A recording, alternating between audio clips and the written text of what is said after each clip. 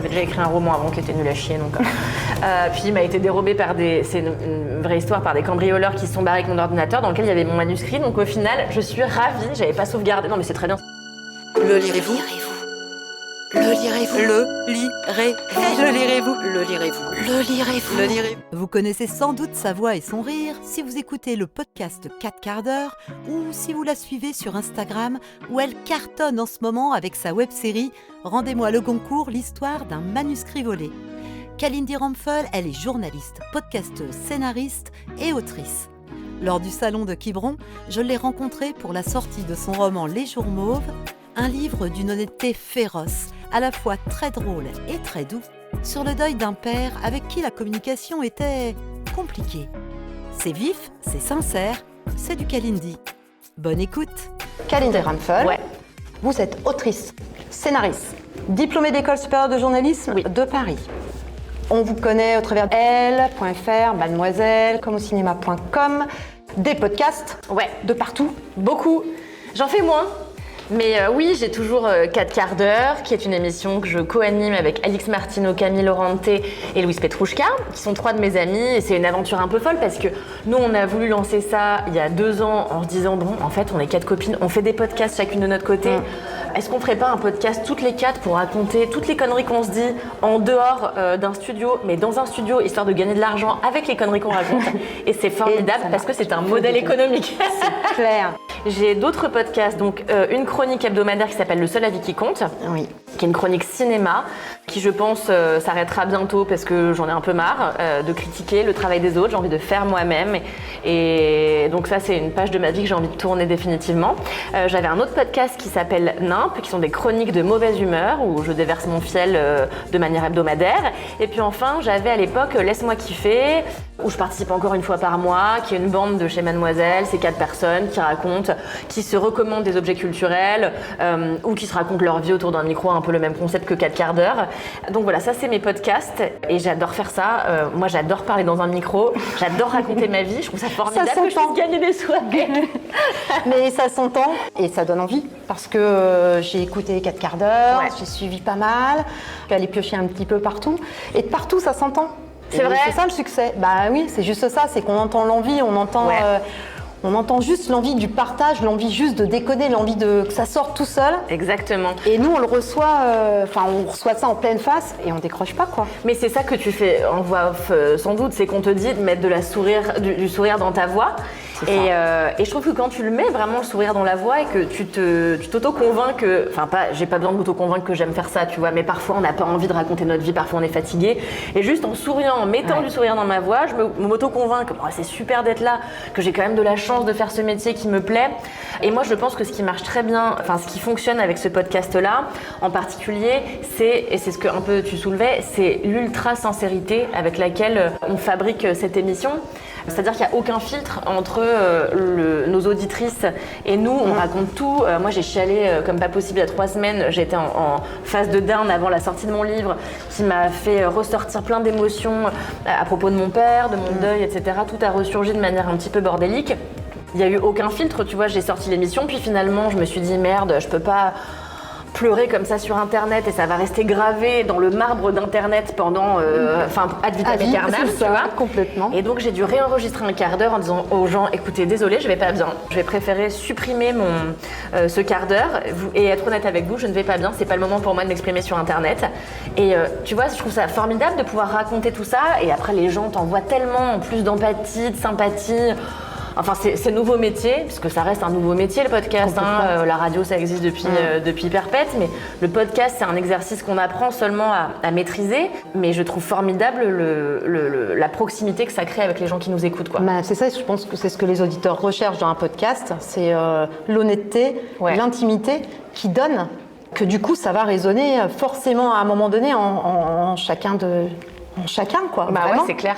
Et c'est la différence avec effectivement la radio où tu as cette barrière, quoi. C'est beaucoup plus formel, c'est beaucoup plus informel. C'est ça. Et là, on vit le truc avec vous, quoi. Ouais, et c'est magique. Exactement. C'est une formidable aventure qui, j'espère, continuera longtemps. Et moi, c'est ce que j'ai ressenti aussi dans ton roman. Et ça a été un vrai bonheur de voyager aux côtés d'Indira. Voyage initiatique, donc un voyage de Paris vers les Pyrénées. Tout à fait. en passant par des endroits qu'Indira elle-même ne connaît pas puisqu'elle est nulle en géographie et elle le répète régulièrement au cours du roman. C'est donc un voyage qui part de Paris, de la Défense et qui va traverser toute la France et la dame qui conduit le bus évidemment va faire un petit peu n'importe quoi, elles vont se perdre et Indira va se retrouver dans des endroits qu'elle ne prévoyait pas de revisiter un jour comme l'île de V qui est l'île de son enfance sur la Seine et où elle va retrouver un personnage qui va lui rappeler sa grand-mère et combien c'était l'antagoniste de son père et donc elle retourne dans son passé et en fait Indira c'est une jeune femme qui essaie de fuir son passé et la connaissance de son père et qui va n'avoir de cesse que de rencontrer des gens qui vont lui remettre un petit peu le nez dans voilà ce que moi je connais de ton père et donc elle va être obligée comme ça non seulement d'apprendre à le connaître vraiment même après son décès mais surtout elle va essayer et réussir à le pardonner.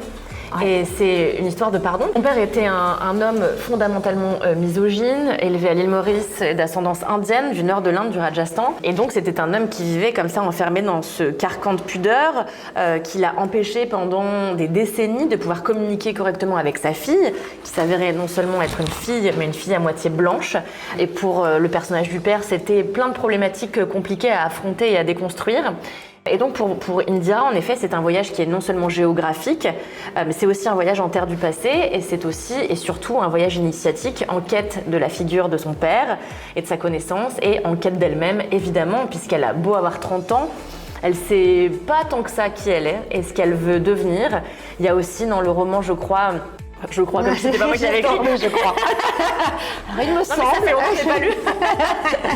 Non, mais il y a des moments où elle parle du fait qu'elle voudrait elle-même écrire, mais qu'elle n'est rien de plus qu'une petite écrivaillonne pour des magazines sans intérêt. Et donc, c'est quelqu'un qui a tendance à l'auto-contrition permanente, et c'est de toute façon quelqu'un d'assez sarcastique, voire même d'assez cynique. Et elle va devoir se dépatouiller avec un petit peu ses démons intérieurs et accepter d'être quelqu'un qu'on peut aimer aussi, parce qu'elle va se nouer d'amitié avec des gens qu'elle détestait de prime abord, comme ce pauvre Beverland qui avait rien fait pour mériter son mépris, mais qu'elle trouvait un peu insupportable. Et c'est vrai qu'au départ, il l'est un petit peu. Oui, quand même. Moi, c'est mon personnage préféré. Parce que c'est ça que j'ai voulu vraiment faire dans mon roman, c'était de commencer par esquisser les contours de personnages et montrer au fur et à mesure qu'on ne sait jamais qui sont vraiment les gens qui partagent nos vies, quels sont les gens qui nous ont élevés, qu'eux aussi ont leur jardin secret, qu'eux aussi ont leur secret tout court, et leur vie intime, une sexualité, parce qu'il est beaucoup question de ça. Ils ne sont pas que papa et maman, parce qu'effectivement, en tant qu'enfant, on ne les voit que comme ça. C'est ça. Et j'ai trouvé ça super chouette que tu l'évoques comme ça et de les voir tous évoluer et de les découvrir chacun d'entre eux. Tu as réussi à nous mettre un message et un secret hyper fort à chacun, ouais, et qui à chaque fois fait grandir Indira, je trouve, qui à chaque fois la révèle à elle-même. J'ai trouvé ça chouette. Merci beaucoup. C'est un peu comme ça que je l'ai pensé, un peu comme un jeu vidéo où à chaque fois pour craquer le code, pour atteindre le niveau supérieur, il faut déjà avoir soigné quelque chose en soi. C'est ça. Et donc à chaque fois, elle passe à l'étape supérieure de mon père a eu une aventure, ok, avec un homme, ok, en fait l'homme qu'il méprisait parce qu'il pensait que lui était gay, en fait ne l'était pas et machin. Et donc beaucoup de révélations en effet. Ça parle beaucoup de sexualité, mon roman, et je m'en suis rendu compte très tard en parlant avec je m'en suis rendu compte la semaine dernière en parlant avec ma mère qui m'a dit dis donc, ça parle beaucoup de cul quand même ton affaire. Et je lui dis c'est marrant parce que j'avais pas l'impression, mais il faut croire que c'est quand même un sujet fondamental pour mon héroïne parce que ça détermine aussi sa connaissance du père. Elle n'imaginait pas que son père puisse avoir une sexualité et elle se dit mais déjà comment a-t-il fait pour se reproduire une première fois pour que j'arrive sur Terre? Il n'y a pas de doute possible, elle a la même tête que son paternel, donc c'est forcément son père. Elle leur dit pas mal de fois aussi d'ailleurs. On sent que c'est un problème au début, vraiment, on le ressent bien. Oui, faut dire que ce roman est terriblement, j'allais dire autobiographique, mais non, c'est une autofiction. Oui, voilà, j'allais y venir, te dire, en me renseignant, j'ai vu qu'effectivement, il y avait vachement de toi dedans.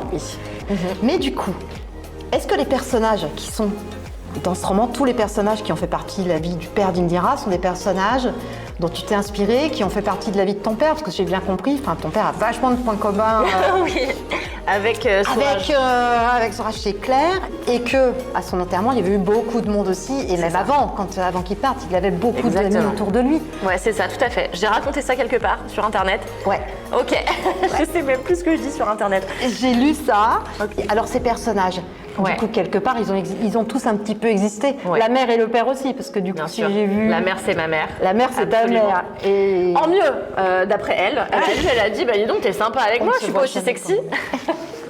Ce livre, il vient d'une volonté, même d'une pulsion de vie qui est survenue après la mort de mon père, où j'ai vraiment eu besoin de faire réexister sa vie d'une manière ou d'une autre.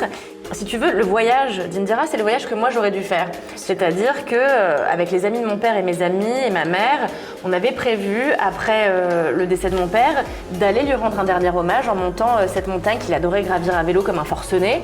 Et là, le Covid nous tombe sur la gueule, donc on est cloîtrés chez nous, impossible de faire ce voyage. Du coup, c'est le voyage que j'aurais aimé faire. C'était une de mes questions, je me suis dit, mais... Et en vrai, alors du coup, est-ce que c'est quelque chose qu'elle a fait, qu'elle a voulu faire ou... Ok. Ouais, c'est mon voyage imaginaire, c'est mon voyage rêvé. Et tous les tu l'as personnages... écrit quand ? Je l'ai écrit... Par rapport ouais. à la date du décès de ton papa, t'as commencé avant, Non, après, après. après. J'ai laissé passer, mon père est mort il y a 4 ans, j'ai laissé passer une bonne année et demie. J'avais déjà écrit un roman avant qui était nul à chier, donc. Puis il m'a été dérobé par c'est une vraie histoire, par des cambrioleurs qui se sont barrés avec mon ordinateur dans lequel il y avait mon manuscrit. Donc au final, je suis ravie, j'avais pas sauvegardé. Non mais c'est très bien, c'était vraiment terriblement mauvais. Il n'y a pas de hasard. Il n'y a pas de hasard. C'est qu'il ne devait pas sortir celui-là, ou pas comme ça en tout cas. Et je me dis, ça se trouve un jour, je vais le voir chez un Peut-être. libraire et me dire, attends, Ouais. qu'est-ce que c'est que ce bordel? On va Et ce voir sera un un cambrioleur. best-seller, et en non, fait- il y aura de très mauvaises critiques, c'est sûr. Mais je pourrais dire, c'est pas moi, c'est pas mon nom, regardez. Qu'est-ce que je racontais? Que tu l'as écrit, t'as laissé décanter 1 an et demi. Ouais, j'ai laissé décanter 1 an et demi, pas parce que j'étais pas prête, mais parce que écrire un roman, je sais pas si t'écris aussi, mais c'est une aventure qui demande du temps. Et moi, j'avais 1000 travail à côté, donc c'était un truc que je faisais l'été, et puis le soir, un peu, voilà, quand j'avais du temps. Et donc, ouais, et puis après, j'ai mis 1 an à l'écrire en tout et pour tout avec les réécritures.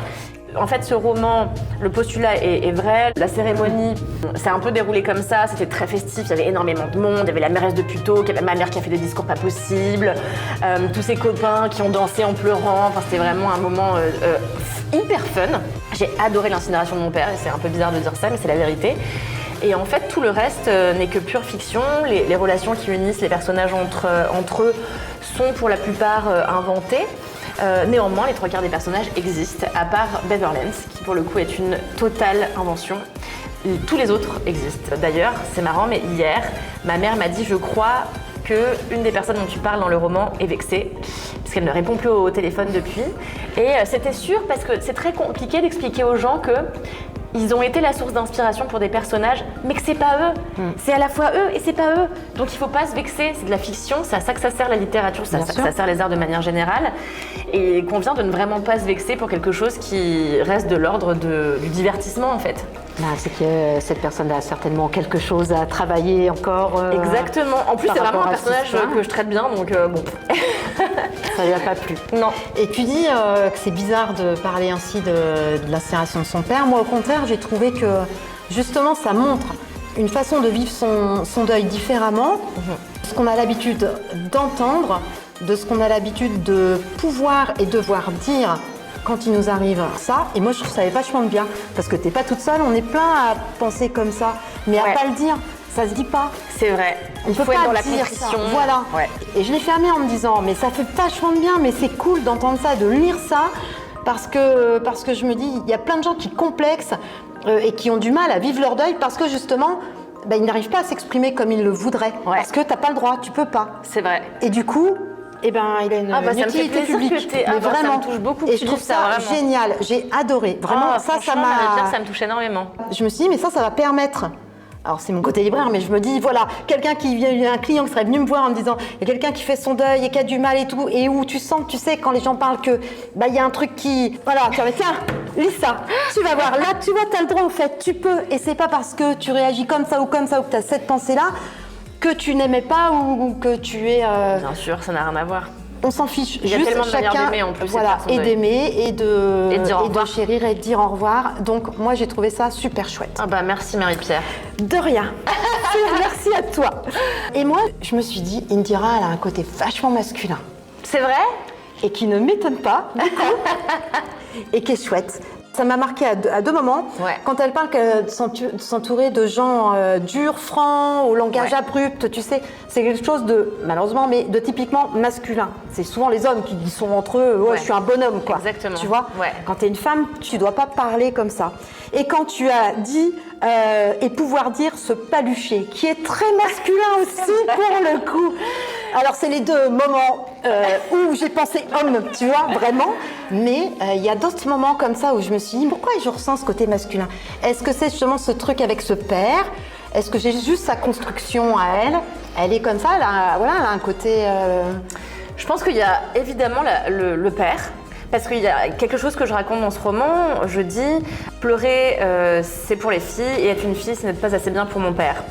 Et je pense qu'il y a cette recherche dans la volonté de se masculiniser chez Indira qui est une manière de séduire feu son père et son père de son vivant. C'était de lui montrer qu'elle aussi elle pouvait faire du vélo comme ses copains, qu'elle méritait son attention, que c'était pas juste une fifi et que voilà, c'était une manière d'essayer de conquérir son père. Et aussi je pense que Indira s'est construite. J'évoque très très rapidement son premier amour qui est malheureux et très violent. Et dont on ne sait effectivement pas grand-chose. C'est ça. Voilà. C'est vraiment on sent qu'il y a une blessure, il y a un truc, elle le dit parce qu'il faut et que ça fait du bien que ça sorte aussi. Exactement. Mais on sent que c'est pas... Ouais, voilà. On sent que c'est juste... faire un livre sur le viol, sur les violences conjugales, c'était pas du tout. Mais ça permet de comprendre son fonctionnement. Ouais, et je pense que Indira, elle a une blessure avec les hommes de manière générale après ce qui lui est arrivé avec cet homme quand elle était jeune.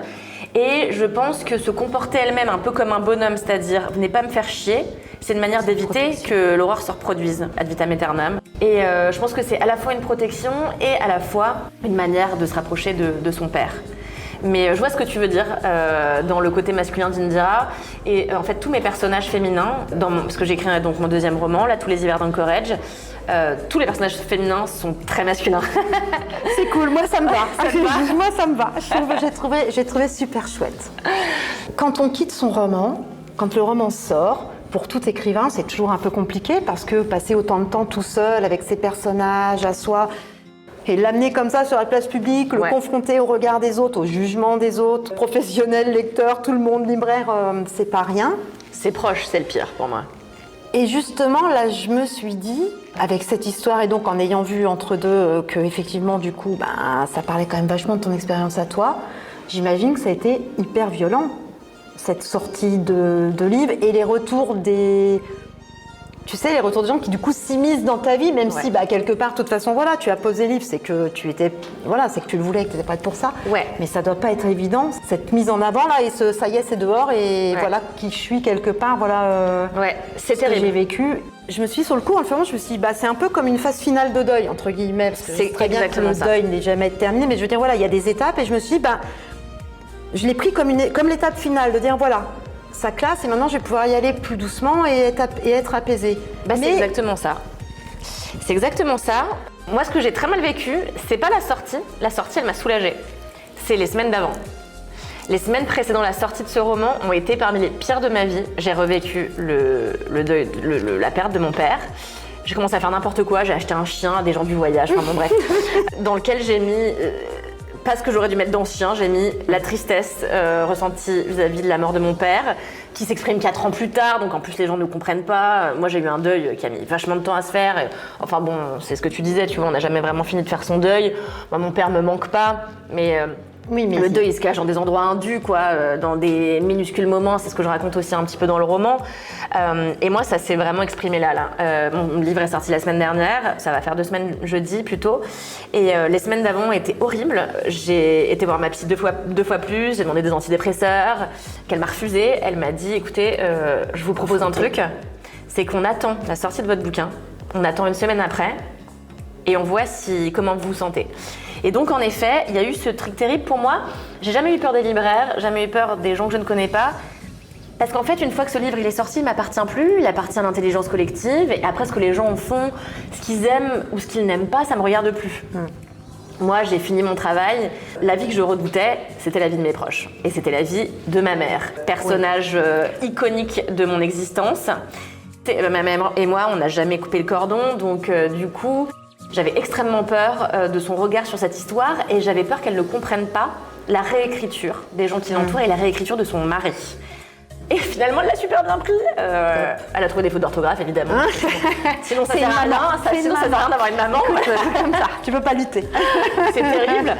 Mais elle a commencé par me dire ça, évidemment, avant de me dire qu'elle avait chialé. Et donc, oui, moi, j'ai vécu la sortie comme une libération. C'était enfin sorti. Je peux enfin tourner la page. Pas vraiment, puisqu'en fait j'écris le film avec un scénariste et tout, c'est super. Mais putain, ça veut dire que je suis repartie pour 2 ans avec cette histoire. Donc... C'est ça, c'est pas fini. Mais c'est exactement ça. Mais en le lisant, je me suis dit, mais en fait, j'avais un film devant les... j'avais un film dans les yeux. Bah top, bon, avec toute ton expérience en cinéma, en tout ça, ça m'a pas étonnée du coup. Je veux dire, voilà, on ressent toute cette influence, tout ton travail, tout ce qui s'est passé avant professionnellement et tes appétences. Et ça se ressent parce que, ouais, c'est un livre-film, clairement. Ah bah mais tu sais quoi, c'est le plus beau compliment que tu puisses me faire. Parce que moi, en fait, quand j'ai écrit cette histoire, je voulais écrire un scénario. Et je me suis dit, parce que j'écrivais déjà des scénarios, je me suis dit, putain, si tu veux que ce truc existe, ça va prendre 7 ans. Versus si t'écris le bouquin, ça te prend 1 an et c'est plié quoi. Donc c'est pour la facilité que je me suis tournée vers la littérature parce que je me suis dit sinon ça va prendre forever et je n'avais pas envie. Il est vivant, et d'ailleurs je veux pas donner l'impression qu'effectivement c'est quelque chose de dur, de triste, parce que j'ai noté que ce voyage il était drôle et triste, doux et caustique. Mais c'est exactement ça, c'est tout et son contraire à chaque fois. Spontané et calculé, on passe d'une émotion à une autre sans arrêt, on n'a pas le temps, on vit au rythme d'Indira, on vit au rythme de sa tête, on vit au rythme de ses émotions, des émotions des autres personnages. Et du coup, voilà. Et c'est pour ça que je dis, oui, mais c'est un film en fait. Ah bah écoute, je suis tellement donc si tu me dis qu'il y a un film qui sort, ça va être... Moi, j'ai hâte, parce que être chouette, parce que c'est déjà, voilà, le scénario, il est là, il n'y a pas grand-chose à retravailler. Enfin, j'ai envie de dire, c'est... Et si, en fait, je travaille avec un scénariste qui m'a dit, il faut tout changer. Ouais, bon, super. Non, il est en film. Moi, il était en film dans ma tête. Écoute, et cette Indira qui est crue et touchante, crue et pudique en même temps. Et enfin, moi, j'aime ces personnages tourmentés, ces personnages qui se libèrent, qui se livrent à nous et où en fait on se les prend en pleine face, en plein ventre, et où à un moment donné il y a un morceau de nous forcément. Il n'y a pas un lecteur qui va pas avoir un morceau de sa vie à lui qui va venir le titiller là en lisant ça parce que t'as tout sorti quoi. Ah bah écoute Marie-Pierre, j'ai bien fait de me lever ce matin. Et j'ai adoré. Oh, franchement, mille merci. Et vraiment c'était mais un moment magique. Ah bah écoute, donc, mille merci à toi, vraiment du fond du cœur. Non, merci à toi. Merci d'avoir pris le temps de lire et de me faire ces critiques si formidables pour mon petit cœur. Et bah c'est cool et vivement le film. Oui, c'est pas pour tout de suite, mais bon. Kalindi, merci. Merci à toi Marie-Pierre. Merci pour ton temps. C'est super. Et puis vivement le prochain. Bah oui, je suis à fond dedans là. Ça. Donc, on guette. Ce sera moins drôle, je peux le dire, ça c'est une certitude. C'est pas très grave, ça n'a pas besoin d'être drôle pour nous emmener les. J'espère. J'ai peur que mon auditrice me dise alors quel rapport avec le premier? Non, mais non, pas toujours la même chose. Non, ça c'est pas drôle. Ouais, je suis d'accord. C'était Kalindi Rumpel dans Le lirez-vous pour son roman Les Jours Mauves. Si vous ne la suivez pas encore, foncez sur son compte Instagram pour voir sa série du moment. C'est à mourir de rire. Et si cet épisode vous a plu, le meilleur moyen de soutenir le podcast, c'est de laisser 5 étoiles sur Spotify ou Apple Podcast et de le partager à un ami qui aime lire. On se retrouve très vite. D'ici là, prenez soin de vous et à bientôt. Ciao. Le lirez-vous? Le lirez-vous? Le lirez-vous? Le lirez-vous? Le lirez-vous? Le lirez-vous?